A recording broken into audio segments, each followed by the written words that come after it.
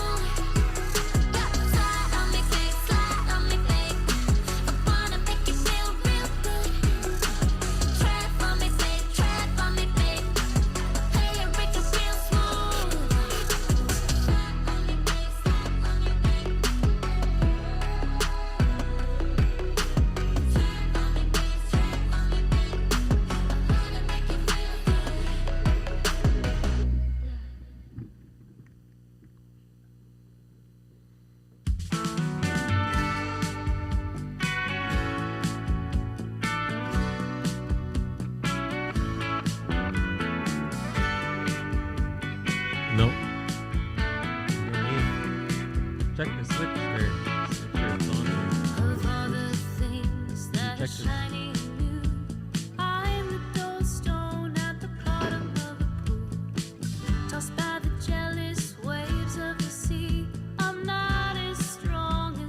Testing 1, 2.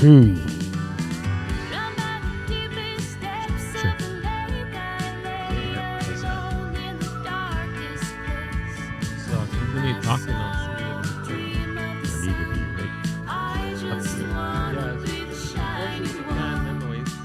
Okay.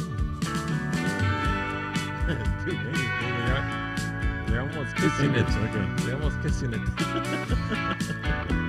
Okay, so how's the level now? Yeah, I could turn it up here too. If get too low yet. Okay. So I'm just gonna do a little introduction and we'll be right on.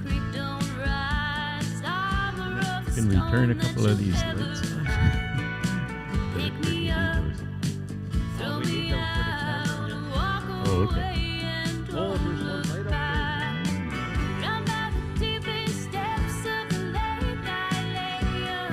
there. We're gonna get started anyways.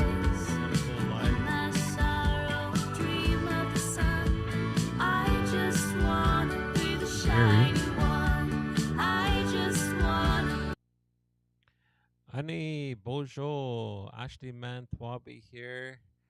I'd like to welcome everybody at our 13th annual 6-Foot Festival, celebrating land, art, and food. And this year's theme is Community Connections. So coming up on our first presentation, we have Gary Furman. And Gary's going to be sharing about making new e-connections online. So I met Gary a few times on Resilient Manitoulin. It's a email account where people interact on the island with that email. But he's also going to be sharing more about that. And so yeah, it's nice to meet Gary, and excited to see him here at the Debajehmujig at our Creation Center. Just to let you know, we're going to have presentations all day, so you're welcome to come in if you're watching this online right now.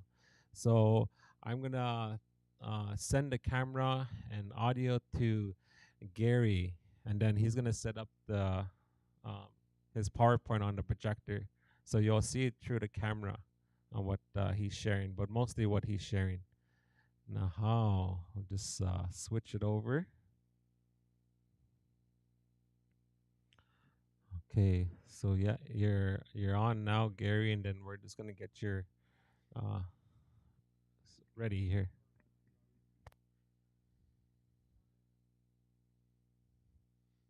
Hello.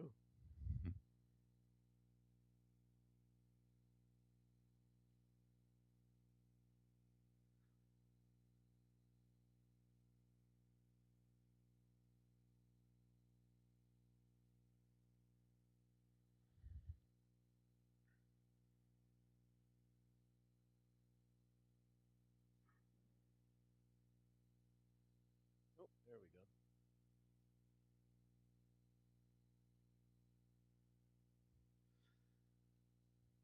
Okay.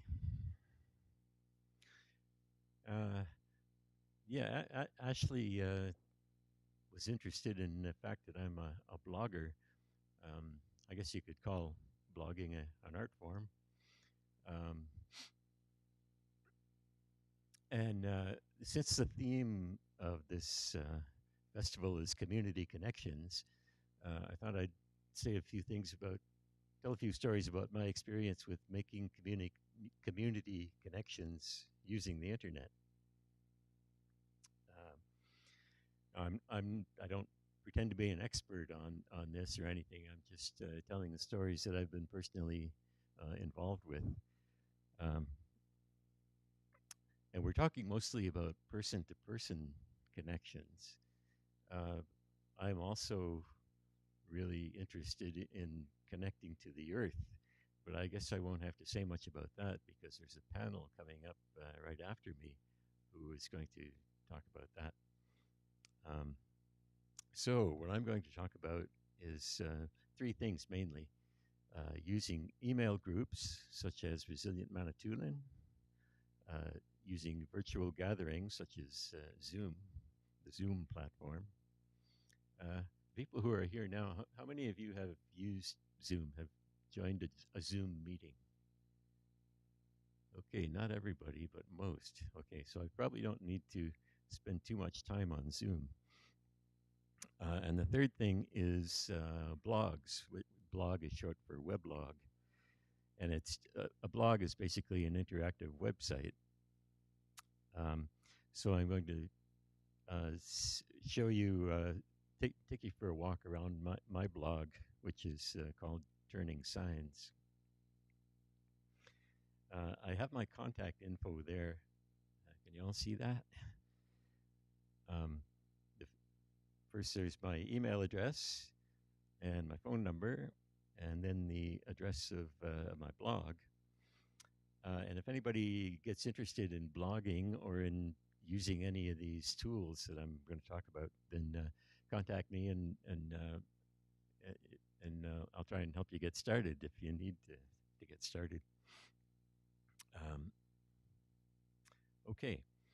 At the top, um, I've said that what I want to talk about is alternatives to in-person conversations. Like talking to each other in person is the basic way of making connections between humans.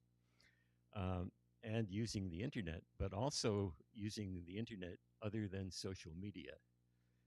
And the reason I wanted to do that is because in one of my blog posts, which I put up sort of to prepare myself for this, um, I tried to explain what I mean by the big tech having colonized the internet.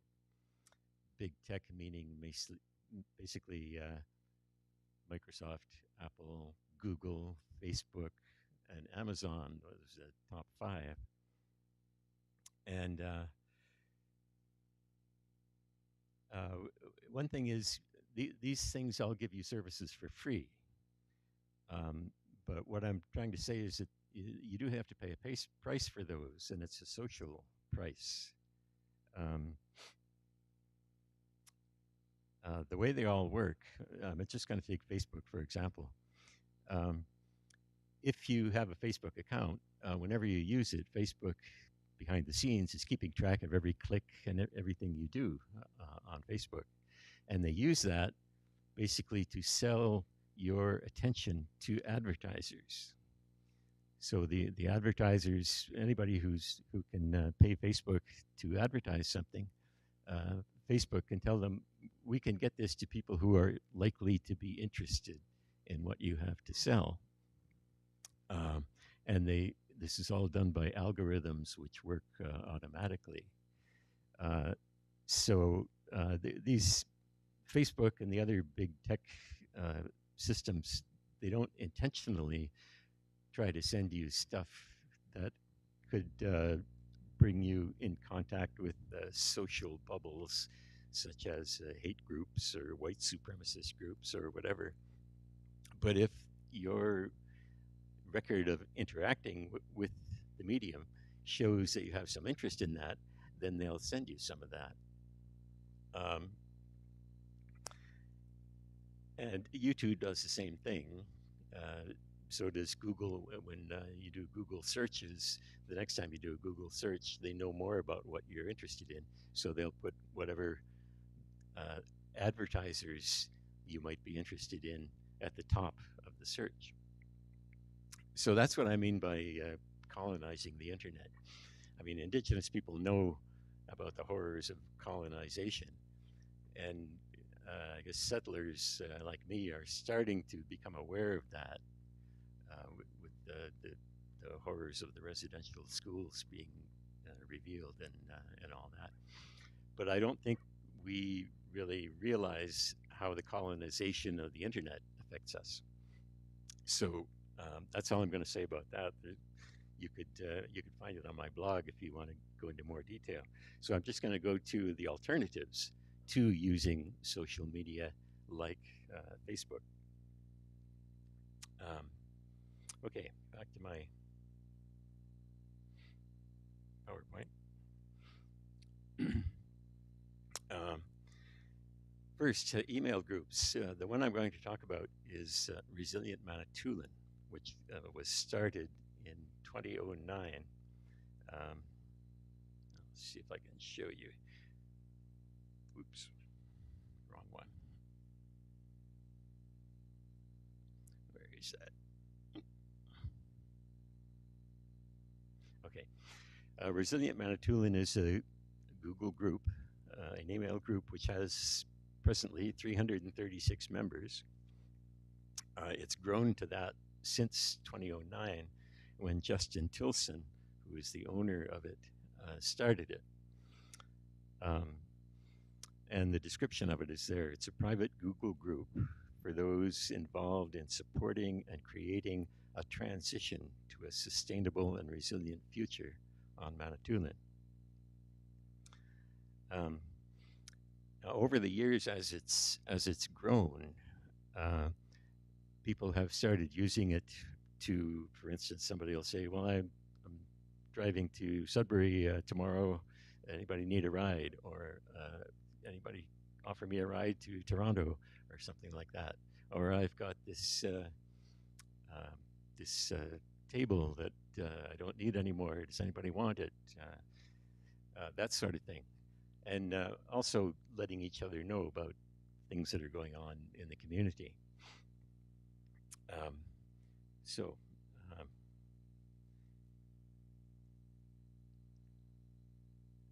the advantages of email groups compared to social media and in-person conversations is they're computer based, they're phone friendly, so you can read your messages from this group through your email on your phone, and it's private, meaning that Justin and the administrators of the group control who can subscribe to it, and you can, once you subscribe to it, then you get the messages and you can send messages to the entire 336 person group if you choose to.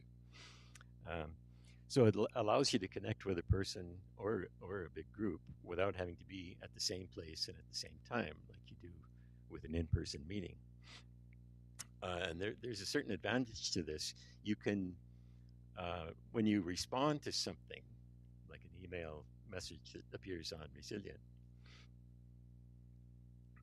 you can respond mindfully. That is, you can think about it before you decide how to respond instead of just reacting. That's, to me, an advantage. Uh, but of course, you have to use it, and not everyone uses this advantage. And on Resilient Manitoulin, a year or two ago, we found out that we had to start moderating the group. Uh, with a group of 300 plus people, it's difficult to. It's amazing actually that it has lasted for over 10 years without any moderation. So nobody was checking. People could put a message on, and nobody was filtering it, deciding that it was appropriate. But then something came up during the time of the Freedom Convoy, which you're hearing about on the news these days, the occupation of Ottawa. Someone put on a post about that, and a number of the people on Resilient Manitoulin uh, reacted strongly to that because it didn't suit with their way of seeing things, and some of them actually unsubscribed from the group. Others sent messages privately to the person who posted. Others sent public messages, and it got into um, a big kerfuffle. So at that point, we had to sort of try to stop people from saying things that were too upsetting to other people on the group, and we did that by moderation. That is, when somebody posts something and they're moderated, then the administrators of the group can decide uh, whether that should be posted to the whole group or not. Uh, Sometimes we negotiate with the person who made the post. Um, anyway, so uh, we had to start moderating in Resilient Manitoulin, and after that sort of explosion died down, it's now gone back to its regular uh, doing the kind of thing that it has been doing since 2009, and it's a very friendly group. Um, but we deliberately avoid anything that's too controversial. Uh, but I mean, if you really want to connect with somebody, sometimes you have to talk about things that are controversial, especially if you want to make new connections with people that aren't in your immediate community.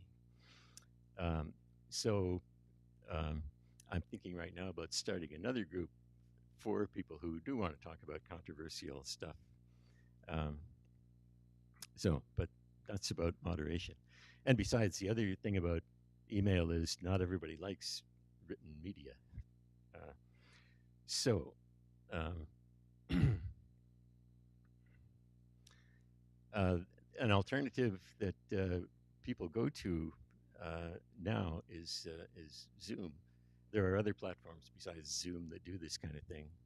Um, but Zoom is the one that I'm familiar with, so that's the one I'll tell you about. Um, in the winter of 2020, as you all remember, everybody was in isolation. They were either had COVID or were trying to avoid getting COVID. So it was a problem having face-to-face meetings in person. So, but through Zoom, you can do that on a computer-based, phone-friendly. You can attend a Zoom meeting with your phone, and it's private. So only the people who are invited to the meeting can get in if you have it set up correctly. So it's a way of having face-to-face conversation at any distance. So people can be anywhere in the world and they can take part in a Zoom conversation. And I say it's low energy use because it uses a lot less energy than it would be for everybody to travel to an in-person meeting. Also, it offers screen sharing. You can share a file uh, like I'm doing right now that's on your computer with the other people who are in the meeting. And you can even show videos sometimes or play songs. And then there's also a chat feature. So if you're in a meeting where there's a lot of people and people are taking turns talking and you want to say something, instead of breaking into the conversation, you can type in what you want to say and send it either to everybody in the in the meeting or to a single person. Um, it's the host who's in control here, not big tech. And Zoom does not make its money by selling your attention to advertisers. It makes money by people buying into the technology and using it. So there's no ads, there's no interruptions from outside, and you can record what's happening. Recordings can be stored, they can be edited, they can be shared. Um, I actually put one on YouTube um, a few years ago. Uh, my wife and I had an electric car that we had bought the winter before, and we wanted to tell people in Northern Ontario what it's like to own an electric car. So we did a Zoom session, and with a couple of people uh, in on it, and I had prepared some things, and at one point earlier, Pam and I had been driving the car, and she was leaning over my shoulder with her phone, taking a picture of the dashboard to show what the instrument panel shows you. Um, anyway, once I uh, did that through recorded that using Zoom, then I edited it a little bit and put it on YouTube, which is free. So that's another service that is free, doesn't cost you anything. Um, the only drawback is that it's big tech, and they're keeping track of what you're doing on YouTube, which is owned by Google, by the way. Okay, so Zoom, a basic Zoom account is free, so you can start a Zoom meeting if you want to. What I bought was a pro account, which costs $200 a year, but I did that because I wanted to offer to local groups that if they want to have face-to-face meetings and they can't because of isolation, uh, then they can do it by contacting me and telling me when they want to have their meeting. Then I schedule the meeting. I put out emails to them, giving them a link. All they have to do is click on it, and they have the meeting. And then when the meeting starts, I can turn over the hosting, the control of the meeting, to somebody else.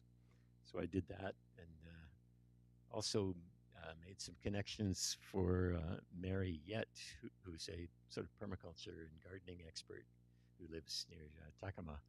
And we had a session where 6 or 10 people came to ask questions to Mary. So that's the kind of thing you can do with a pro account. The free account is limited to 40 minutes and only 100 people. Okay.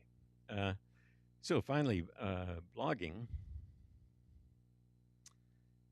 Blog, as I said, is just a website that's open to the public, but you control what's on it. You can put whatever text or images or links or whatever you want to. People can subscribe to it, and some people charge for the subscriptions and make money that way. Some people also advertise on their blogs and make money that way. I don't do that with mine. And then my wife, Pam Jackson, has a blog also where she shows the art projects that she's working on. You can see a bit of it here.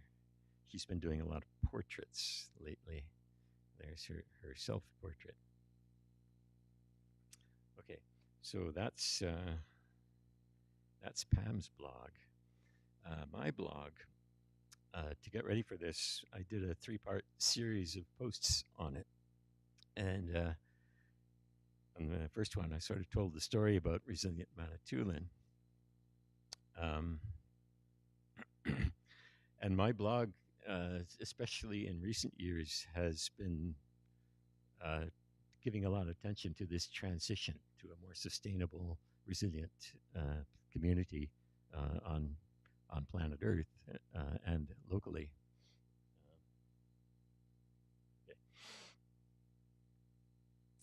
Um, so this is what the blog looks like. If you go to it online, um, there's an about link, which tells you what the blog's about. It started actually when I published my book, Turning Signs, online. And actually, I'd only published part of the book. I was still working on other parts. Now it's all online. And it's under a Creative Commons license. So by going to my blog, you can also go to my book, which is freely available because it's part of the Creative Commons. Okay, and then this link takes you to the latest post, which is Community Connections Part 3, which was just yesterday. You can search for things like, let me see. I know I have some I don't know, anybody got something you want me to search for in my blog? A keyword? Anyway, it's that you're probably used to using to searching things. Okay, Turning Signs is my book. This is the opening page of my book, and you can search that as well online because I have a search box built in. And let me see.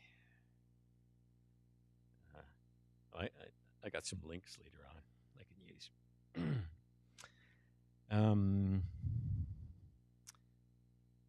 Let's see. What have I forgotten to say here? Oh, yes. Once you've set up a blog, which isn't too hard, you can be the sole author of it, like I am on my blog, or you can have guest writers, or you can have a team of people who alternate in writing stuff for the blog. It's searchable. It's got a search engine built in. You can create one for free. There's a couple of ways to do that. Blogspot, WordPress has its own website where you can set up your blog. You might need help, like doing the layout, designing it, and all that. But you can do it without spending any money. Or you can invest in a hosting service. I use one called Ethical Host, based in Toronto, and that cost me $75 a year. And you can get your own domain name, and our domain is newsystems.ca.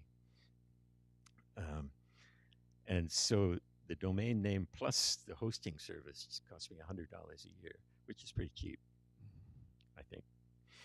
Oops. So if anybody wants to get started doing that online, I can help you get started. Let me see if there's anything else on here that I've. Let me go back to. Oh yes, on a blog you can set up categories so that people can look for the blog posts that are in a, for instance, about the transition. There's a lot in that category. So these recent posts are part of the transition, I think.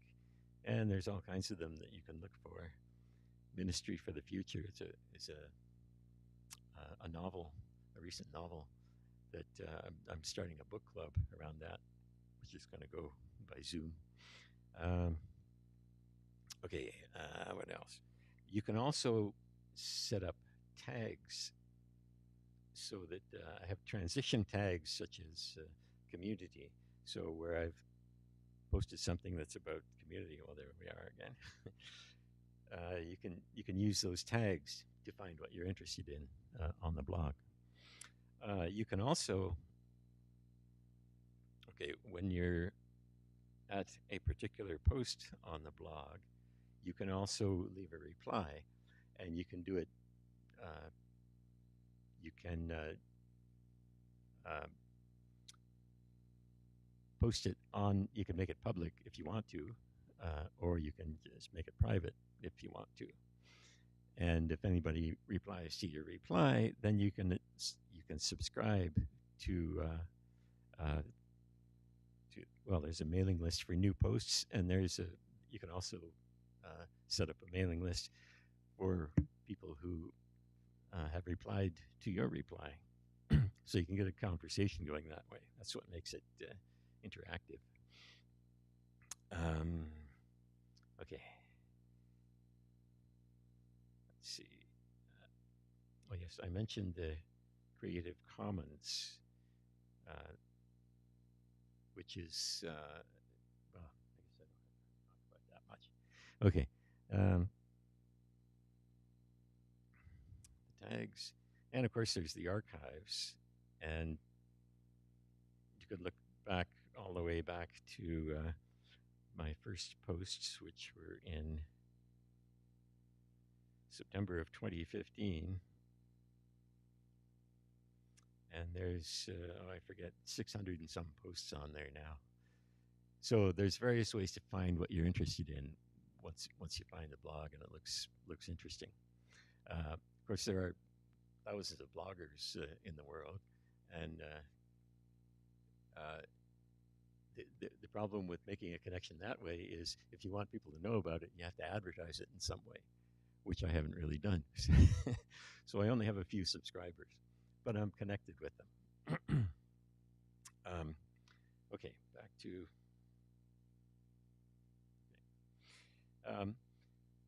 I wanted to say, well, I did say that I'm really interested in connecting with the Earth, with the planet. And there's a lot on the internet where you can learn about the connections between people other than humans on the Earth. So connecting is a lot more to me than just connecting with other humans. One of them is this graphic. Shows you the Wood Wide Web, which is about the connections between trees and the fungi that connect them and how they communicate and serve each other. Oops. And I was going to show you. I was going to mention a few things that have to do with connecting with the Earth, but like I said, I don't really need to say anything about that. So, any questions? Any questions from you about any of this? Excuse me.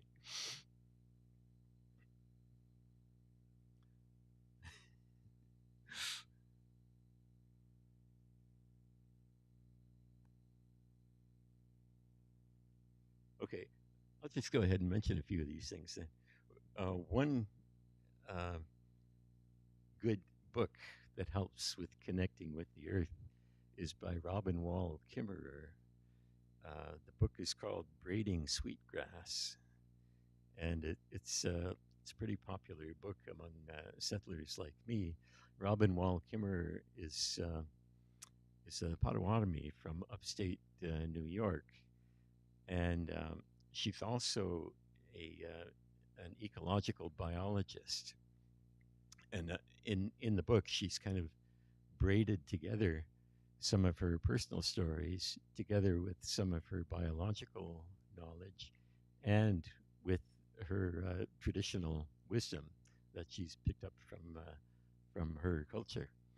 And I love the way she kind of braids them together and shows how they reinforce each other for those people who are trying to connect with the earth. That's totally important for making the transition to a more sustainable society on this planet. Okay. And okay, I think I've taken enough time. I could show you some examples of how I've tried to say something about connecting with Mother Earth on my blog. But now that you know where it is, you can find those for yourself. So maybe I'll just end it here, and then we'll Check, have a break check. One, before two. the panel discussion that's just going to follow. Aha, Chimmy Gwetch there, Gary. Very good. I had a chance to meet Robin when I went to Peterborough a few years back. She's pretty interesting auntie out there. She's really down to earth.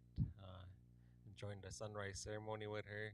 So it was good. It was nice to meet her. She's nice and warming and welcoming. So if you ever meet her in person, yeah, it's very welcoming. So yeah, Chimigwech for showing that also, and yeah, thank you for sharing all that information. That was really good information. So we're gonna end this stream right now, and then we'll be coming back at 2 p.m.